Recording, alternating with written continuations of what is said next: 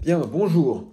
Donc la dernière fois, on a essayé de voir que s'il pouvait y avoir un lien privilégié réel entre science et mathématiques, il était vraisemblablement déraisonnable de définir la science comme étant fondée sur ce lien organique avec les mathématiques, parce que ces dernières sont en partie malléables, sujettes à révision, à évolution et peut-être même, nous y reviendrons, à construction.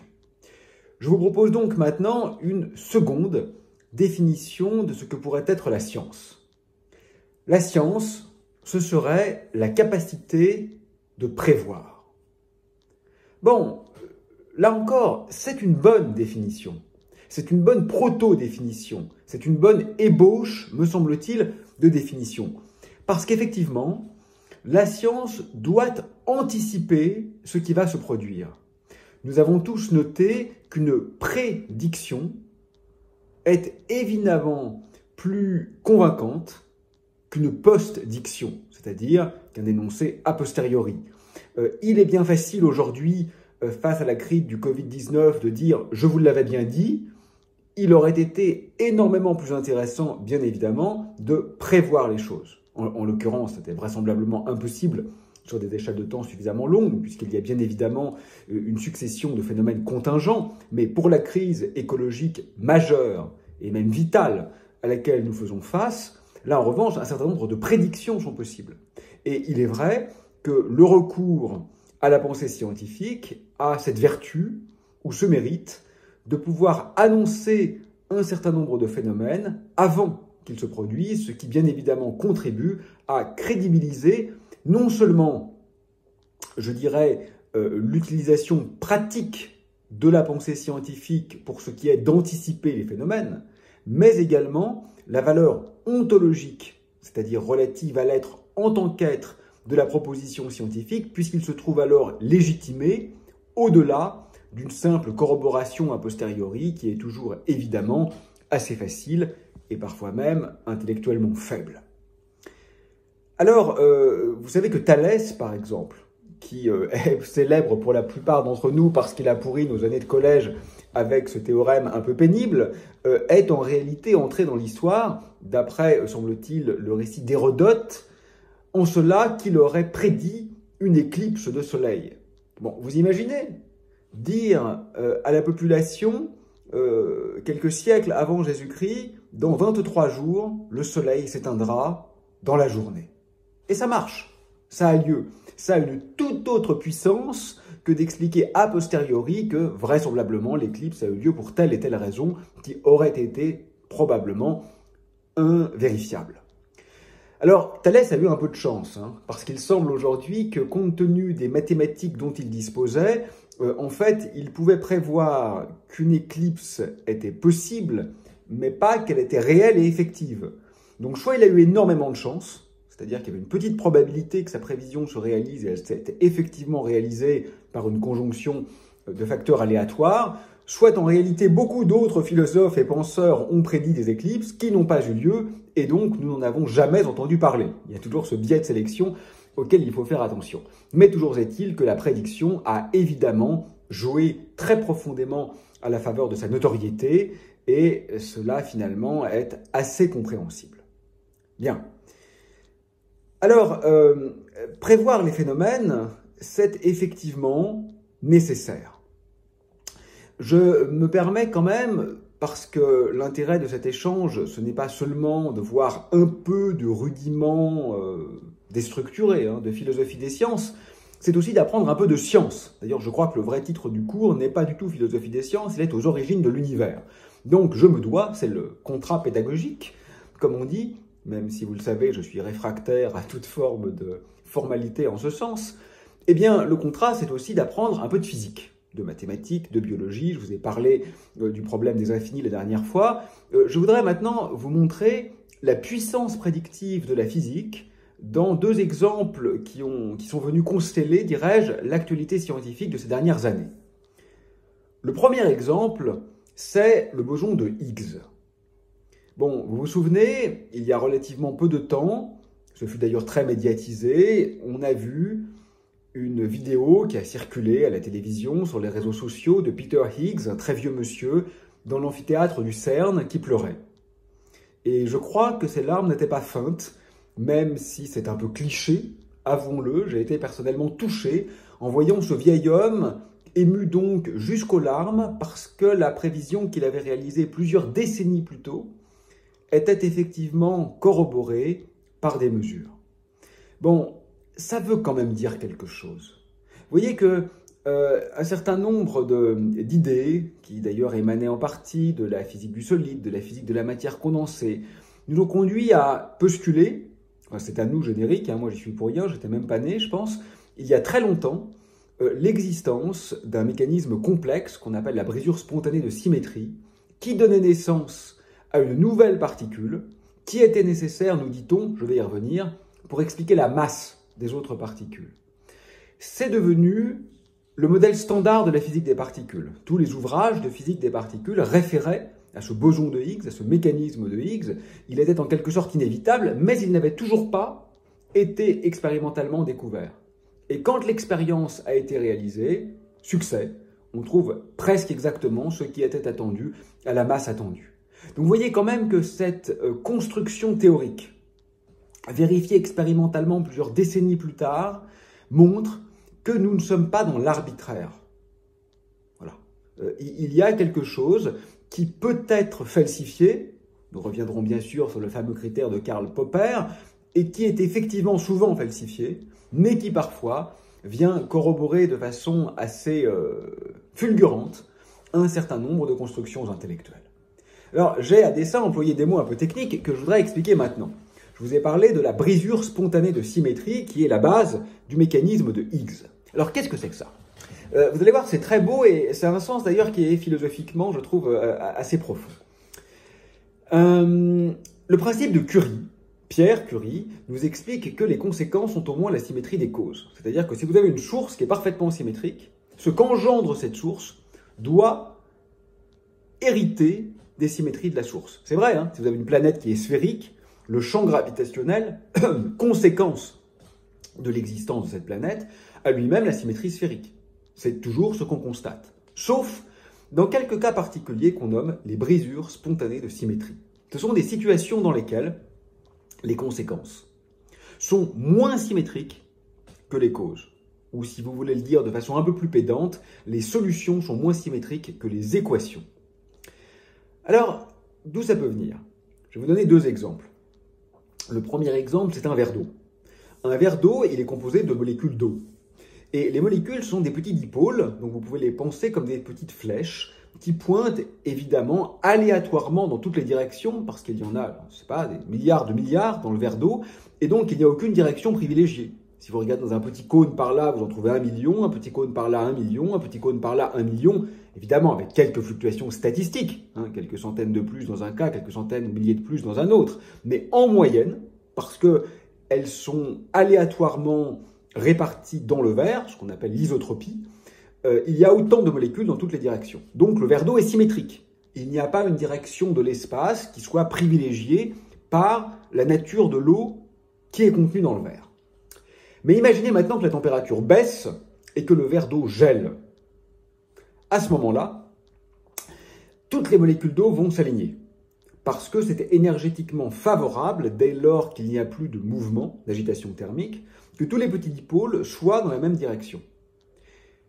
Et si tous les dipôles s'alignent dans cette direction-là, alors maintenant, il y a une direction privilégiée. Puisque vous vous retrouvez avec un milliard de molécules d'eau qui sont par là, aucune par ici, aucune par ici, aucune par ici. Et donc, spontanément, une direction particulière a émergé. Mais c'est un phénomène aléatoire. Si vous aviez deux verres d'eau l'un à côté de l'autre, le premier verre d'eau peut se figer dans cette direction-là et le second dans cette direction-là. Alors vous allez me dire, mais comment on décide? Mais on décide par hasard. C'est-à-dire qu'au moment où la température passe sous zéro, il se peut qu'il y ait une fluctuation statistique totalement aléatoire et stochastique qui fait qu'il y avait beaucoup de molécules alignées par là à ce moment-là, et donc c'est cette direction-là qui a émergé. Mais dans le verre d'eau d'à côté, elle pouvait être alignée par là. Donc c'est un processus qui est intrinsèquement irreproductible, si vous voulez. Donc on trouve bien un cas où les conséquences sont moins symétriques que les causes. Le deuxième cas célèbre, c'est un stylo posé sur sa pointe. Vous voyez ce feutre-là, si je le fais tourner, en oubliant l'étiquette blanche, bien sûr, supposer qu'il est tout noir, ça ne change rien. Pourquoi? C'est une symétrie. Il est symétrique par rotation autour de son axe. Mais s'il est posé sur ma main et que je le lâche, il tombe. Paf. Il est tombé par ici. Et donc, une fois qu'il est tombé, il a privilégié une certaine direction. Vous voyez qu'au départ, entre le nord, sud, est, ouest, il n'y avait aucun privilège. Mais quand il est tombé comme ça, il a privilégié une direction, je pense, en l'occurrence, sud-ouest. Je ne suis pas très doué avec ça. Bon. Donc là encore, la symétrie a été spontanément brisée. Vous voyez que la situation initiale, vous avez la gravité vers le bas, qui est invariante par rotation, la réaction de ma main, qui est vers le haut, qui est invariante par rotation, le feutre, qui est invariant par rotation, tout est invariant par rotation, et pourtant, l'état final n'est plus invariant par rotation. Alors, vous avez envie de dire, je le sais, que c'est parce que je ne le tenais pas bien droit. Et que si je l'avais tenu bien droit, alors il ne serait pas tombé. Mais c'est pas vrai ça, parce que c'est instable. Donc vous voyez que posé là, de toute façon sur cet équilibre instable, il va finir par tomber, soit à cause d'un courant d'air, soit même à cause des fluctuations quantiques du vide, qui de toute façon sont inévitables. Donc la symétrie va être brisée si l'état d'équilibre était instable, par définition de l'instabilité, puisque la moindre perturbation aléatoire, mais j'insiste, aléatoire, va briser la symétrie. Quel est le rapport avec le boson de Higgs et le rapport avec la philosophie des sciences qui nous intéresse? Bien, le rapport est le suivant. En physique des particules élémentaires, c'est-à-dire dans le monde de l'infiniment petit, notre compréhension a été fondamentalement dirigée par la quête d'unification. Unifier, ça veut dire quoi en physique des particules? Ça veut dire se rendre compte que des lois qui apparaissent différentes sont en réalité les mêmes. Par exemple, l'électricité et le magnétisme, on a longtemps cru que c'était des phénomènes différents, parce qu'effectivement, ce sont des phénomènes différents d'un certain point de vue, mais on a réussi à les unifier grâce à la théorie électromagnétique de Maxwell-Faraday. Et puis cet électromagnétisme, on a longtemps cru que c'était différent de la force nucléaire faible, mais on a réussi à unifier les deux interactions dans ce qu'on appelle la force électrofaible. C'est le modèle de Glashow, Salam, Weinberg. Et le boson de Higgs, il intervient à ce moment-là. Je pense que c'est un peu inexact de dire que c'est l'origine de la masse comme cela fut très médiatisé. En fait, 98% de la masse dans cette pièce et dans la vôtre, c'est de l'énergie de liaison QCD. Ce n'est pas tellement lié au boson de Higgs. QCD, ça signifie chromodynamique quantique. Donc je reprends le fil. Excusez-moi, c'est un peu décousu, mais c'est pas de ma faute, c'est intrinsèquement complexe. Voilà le fil. Le fil est, comment est-il possible que les physiciens des particules nous enseignent qu'il y a unification? Toutes ces forces qu'on croyait distinctes sont en réalité la même. Mais au quotidien, on ne voit pas d'unification. Fort heureusement, quand vous faites du feu dans une cheminée, vous ne faites pas une explosion nucléaire. Ce qui revient à dire la force électromagnétique qui est responsable des phénomènes chimiques de combustion du bois n'est pas ce qui se passe dans une centrale nucléaire ou dans le cœur du soleil, sinon un feu de cheminée serait assez dangereux. Donc vous voyez qu'il y a une sorte de contradiction. La physique des particules dit c'est la même chose, mais l'expérience commune dit bah non, c'est pas la même chose. Heureusement que c'est pas la même chose et que ces forces sont bel et bien différentes au quotidien. Et de façon un peu métaphorique, hein, je simplifie là, mais c'est pas grave, c'est justement la brisure spontanée de symétrie qui vient résoudre ce paradoxe. Pourquoi? Parce que ce qu'on comprend, c'est qu'il y a effectivement unification. L'unification fait l'état très symétrique, ça correspondrait au stylo comme ça, mais que cet état symétrique, donc unifié, se brise spontanément, à l'instar du feutre qui tombe, et une fois qu'il est brisé, alors, dans le cas du feutre, il y a émergence d'une direction privilégiée. Dans le cas des particules, il y a disjonction des différentes forces. Ici, le feutre tombe grâce au champ gravitationnel. Dans le cas de l'interaction électrofaible, la brisure spontanée de symétrie a lieu grâce au champ de Higgs. Je vais essayer de résumer. Le champ de Higgs, métaphoriquement, est un peu l'analogue dans le domaine de l'interaction électrofaible, de ce qu'est le champ gravitationnel dans le cas de la chute de ce feutre, c'est-à-dire que le champ de Higgs va permettre une brisure spontanée de symétrie, qui est en quelque sorte nécessaire pour rendre compte du caractère diapré, foisonnant et diversifié du réel qui nous entoure, en dépit de la tension ou de l'intention conceptuelle de la physique des particules élémentaires vers une démarche unificatrice. Bon, c'est beau. C'est beau parce que cette théorie, elle est complexe, elle est subtile, elle est élégante, elle est cohérente et, depuis quelques années, elle est vérifiée. Nous avons prédit le boson de Higgs. Le deuxième exemple que je voudrais vous donner, c'est celui des ondes gravitationnelles. Là encore, il y a peu, ça a été assez médiatisé, nous avons découvert des ondes de gravité. Alors, qu'est-ce que c'est que ça? Les ondes électromagnétiques, ce sont des vibrations du champ électromagnétique dans l'espace. C'est la lumière. C'est là, en ce moment, ce que mes yeux reçoivent en provenance de la fenêtre ouverte. Ce sont des photons, des grains de lumière, qui arrivent jusqu'à moi et qui sont des vibrations du champ électrique et magnétique dans l'espace. Si vous m'entendez en ce moment, c'est parce que ma voix engendre une onde acoustique qui se propage depuis mon larynx jusqu'au microphone de mon téléphone. Bien. Ça, ce sont des ondes dans l'espace. Mais les ondes gravitationnelles, ce ne sont pas des ondes dans l'espace, ce sont des ondes d'espace. Pour les ondes gravitationnelles, c'est l'espace lui-même qui se met à vibrer. Alors, j'espère que vous ne comprenez pas, parce que je crois que c'est sain de ne pas comprendre. Imaginez que vous ayez à expliquer ce que c'est que voir à un aveugle de naissance, ou ce que c'est qu'entendre, bien sûr, à un sourd de naissance. Très vite, me semble-t-il, on arrive à la conclusion que ce n'est pas faisable. Eh bien, c'est un peu ça, les ondes gravitationnelles. C'est un nouveau sens. C'est comme si nous devenions capables de mesurer les vibrations géométriques de l'espace-temps. Mais aucun de nos sens usuels n'est capable de faire ça. Donc, ça relève quand même d'une sorte de nécessité d'abstraction fondamentale que d'en appréhender le sens. On ne peut pas imaginer ce qu'est un sens que nous n'avons pas. Et nous n'avons pas, en tant qu'êtres humains, la capacité à ressentir l'essence vibratile de l'espace-temps. C'est pourtant ce que révèlent les ondes gravitationnelles. Bon, ceci fut prédit par Albert Einstein tout de suite après l'invention de la théorie de la relativité générale au début du XXe siècle, en 1915. Il a donc fallu attendre essentiellement un siècle avant que cette magnifique prédiction théorique ne soit effectivement mesurée par des instruments, et c'est un tour de force. Mon Covid va bien. Bon, je plaisante, mais la pandémie n'est pas drôle du tout. Pourquoi est-ce que c'est un tour de force? Parce que l'espace-temps est extrêmement rigide, et donc il vibre extrêmement peu. Ce qui signifie que nous devons observer des déplacements minuscules. Par exemple, nous allons bientôt, vraisemblablement, utiliser une constellation de 3 satellites qui mesureront des déplacements d'ondes gravitationnelles de l'ordre du milliardième de millimètre sur des distances de plusieurs millions de kilomètres.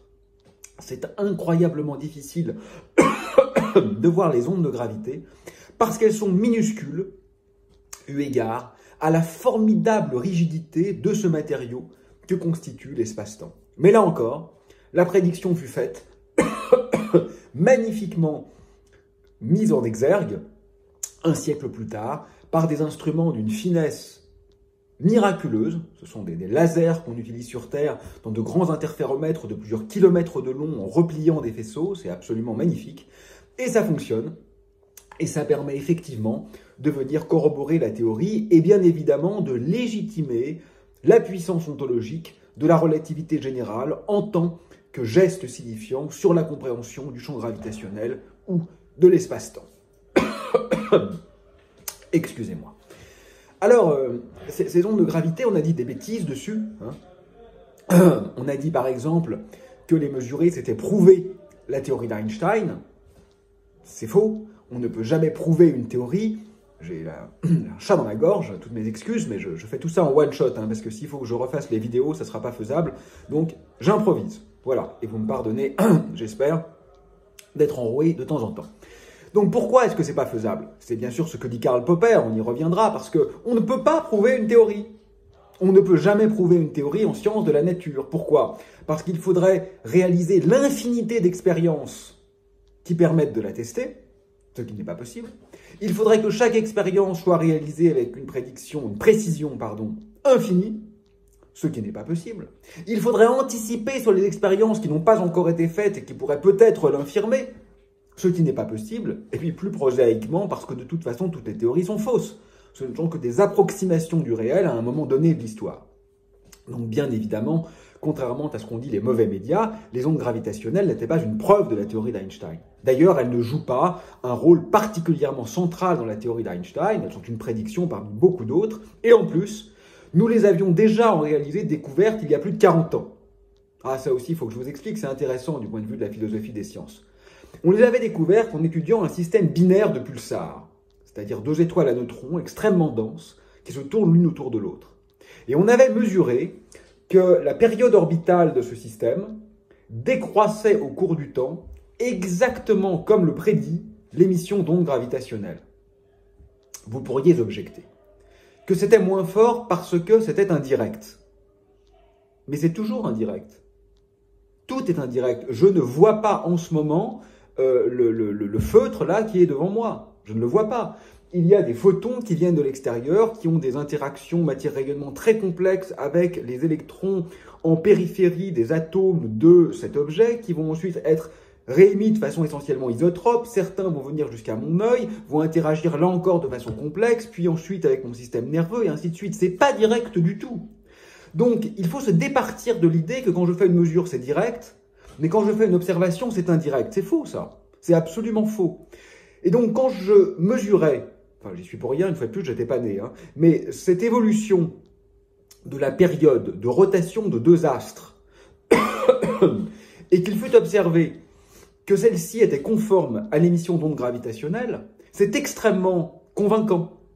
Parce qu'une mesure, une découverte en physique, c'est quoi? C'est avoir une bonne explication qui provient d'une théorie raisonnable et ne pas avoir d'explication concurrente. C'est ça une découverte. Et donc c'est vrai que nous avions découvert les ondes gravitationnelles. Parce qu'on pouvait expliquer ce qu'on voyait par les ondes gravitationnelles, on ne pouvait pas l'expliquer de façon alternative, et donc selon toute vraisemblance, c'était bien les ondes gravitationnelles qui causaient l'évolution de la période orbitale du système de pulsars. Exactement comme pour le boson de Higgs. Hein. Vous savez bien que quand on dit qu'on a vu le boson de Higgs, on n'a pas pris une loupe et vu un petit boson. Pas du tout. On a vu l'émission de deux photons dos à dos. Or, il se trouve qu'il n'y a pas d'autre explication raisonnable à ce qui fut observé, et le boson de Higgs prédit exactement ce qui a été observé. Donc, il faut commencer à être subtil et comprendre qu'une découverte en science, c'est pas une sorte d'évidence qui s'impose comme ça, comme une épiphanie. C'est pas ça. C'est avoir une bonne explication qui provient d'un corpus déjà suffisamment mis à l'épreuve, qui est mathématiquement cohérent, qui est soutenu parce qu'il y a aussi des aspects sociaux par une communauté de praticiens sérieux, et ne pas avoir d'alternative. C'est ça qu'on appelle une découverte. Bon, donc vous avez compris, découverte des ondes gravitationnelles, découverte du boson de Higgs, dans les deux cas, ça a extrêmement bien marché. Dans les deux cas, c'est venu corroborer, premièrement, la théorie de la relativité générale, deuxièmement, la théorie quantique des champs et la physique des particules élémentaires. D'ailleurs, cette histoire de brisure spontanée de symétrie que j'évoquais tout à l'heure, elle est encore très fine philosophiquement. Parce que ce qu'elle signifie métaphysiquement, c'est que peut-être nos lois ont une histoire. Vous voyez, parce que les lois de la physique telles qu'on les observe autour de nous résultent vraisemblablement de telles brisures de symétrie. Par conséquent, elles auraient pu être autres. Et ça, c'est très important et très déconstructeur et très révolutionnaire. Parce que si c'est vrai, ça signifie que la contingence, donc contingent, ça signifie en philosophie qui aurait pu ne pas être, vient s'immiscer au cœur de la nécessité. Parce que qu'est-ce qui serait plus nécessaire qu'une loi? Donc ça, c'est une véritable révolution de notre manière d'appréhender les régulateurs en sciences dures.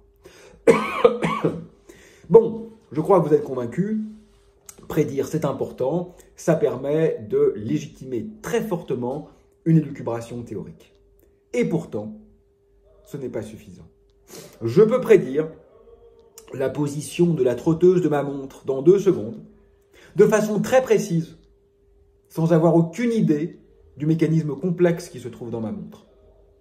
Et oui, je peux prédire la position du soleil dans le ciel dans 1 heure, à partir de l'inférence de la régularité du mouvement, sans rien connaître ni de la gravitation universelle de Newton, ni de la relativité générale d'Einstein.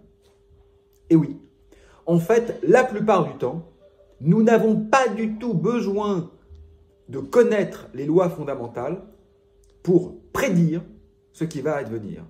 C'est peut-être ce que le mathématicien René Thom résumait par la formule un peu laconique « expliquer n'est pas prévoir ». Or, je crois que la science a vocation explicative. Elle n'est peut-être pas stricto sensu une ontologie, mais elle a à voir avec l'ontologie. Elle ne peut pas ne pas toucher à la question fondamentale de l'être des choses. Mais l'être des choses est essentiellement décorrélé de l'extrapolation du comportement des choses. C'est très important à comprendre ça. Donc, si vous résumez la science à la capacité de prévoir, en fait, vous êtes dans la technique. Vous n'êtes déjà plus dans la science. Excusez-moi pour les bruits extérieurs. Peut-être un dernier exemple, parce que je fatigue un peu, et je tousse, pour comprendre ce que je dis là. Aujourd'hui, on utilise beaucoup des réseaux de neurones pour prédire des phénomènes. Ça marche extraordinairement bien. Les réseaux de neurones, c'est une technique d'entraînement informatique qui permet à partir d'un échantillon, du comportement d'un échantillon, de prévoir comment un nouveau phénomène va effectivement se produire. Mais le réseau de neurones n'a absolument pas besoin de connaître les lois. Il fonctionne statistiquement.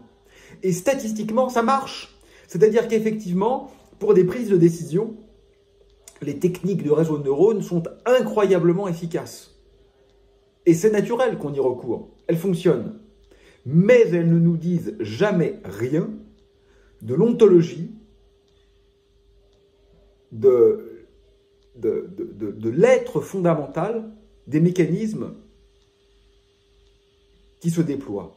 C'est un peu ce qui se passe aussi en médecine, finalement. Alors, je ne dis pas que les médecins ne comprennent rien, bien sûr. La biologie est une belle science. Mais dans beaucoup de cas, la question n'est pas tellement de comprendre les mécanismes. Dans beaucoup de cas, la question est de comprendre comment une pathologie donnée est éradiquée par un traitement donné compte tenu des effets secondaires observés. Et c'est ce qu'on veut finalement. Quand on va chez le médecin, on ne lui demande pas d'avoir une explication fondamentale de ce qui nous arrive. On lui demande de ressortir en bonne santé. Et donc c'est vrai que d'un point de vue pratique, ça peut être extrêmement fonctionnel. Mais d'un point de vue ontologique, évidemment, c'est insuffisant. Et je crois par conséquent que cette seconde ébauche de définition, la science est ce qui permet de prévoir, est faux. Parce que parfois, de très belles théories scientifiques sont peu prédictives. Et parce que parfois, une vision totalement non scientifique et purement statistique, dirais-je, est au contraire très efficace dans la prédiction.